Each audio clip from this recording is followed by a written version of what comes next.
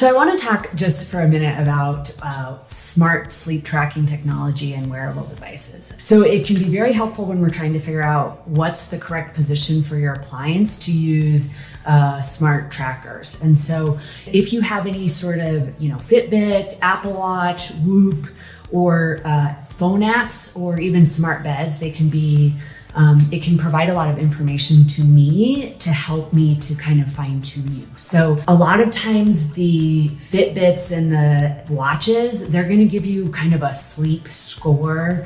And really what the score is doing is just telling us if you are, really moving a lot and restless. And so it's okay at kind of gauging your kind of what sleep you're in, but it's not super accurate. So you just need to be kind of mindful of that, is that we're kind of looking for a higher number score. Now, if you're using a phone app like SnoreLab or any sort of snoring application, on that we're looking for the lowest number possible, right? So at watches and things, we're looking for a high number. Snoring applications, we're looking for a low number, because what those are doing is just telling us how much time throughout the night you're spending making noise or snoring. And so you can kind of play back and do a feedback loop on that to see what does it sound like. And sometimes it can even be helpful to have a baseline night where you're not wearing your appliance and then compare the numbers. Now, one thing that I think is really helpful on the smart watches, like especially Apple Watches, is if it has any sort of heart rate or oxygen tracking ability, right? So our goal typically with most people here in Colorado is that we want average oxygen levels to be somewhere around 90 or above. And we also want your heart rate to be lower, right? So when you're sleeping, your heart rate should slow down.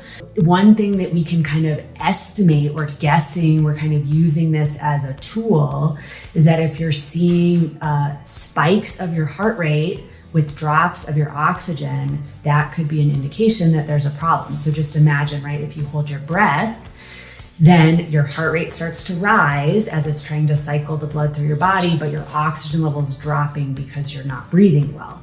So if we're seeing a lot of that, where your heart rate's really high, in the high 90s, 100, that could be a problem. Or if your oxygen level is consistently low, that could also be a problem. So use those tools, and then, in conjunction with any sort of journaling or something like that can help us to know if we need to make adjustments to your appliance or not. Now, the only other kind of caveat that I have is that if the numbers themselves start to become too stressful for you, and you start to bank too much of your perception of your sleep on what your numbers say, I don't want you to use it. I think that becomes counterproductive, because the reality is there's going to be variability every night. Okay, so no night is going to look the same. It's always going to be a little bit different based on your diet, medications, alcohol, sleeping position, bed, location, things like that.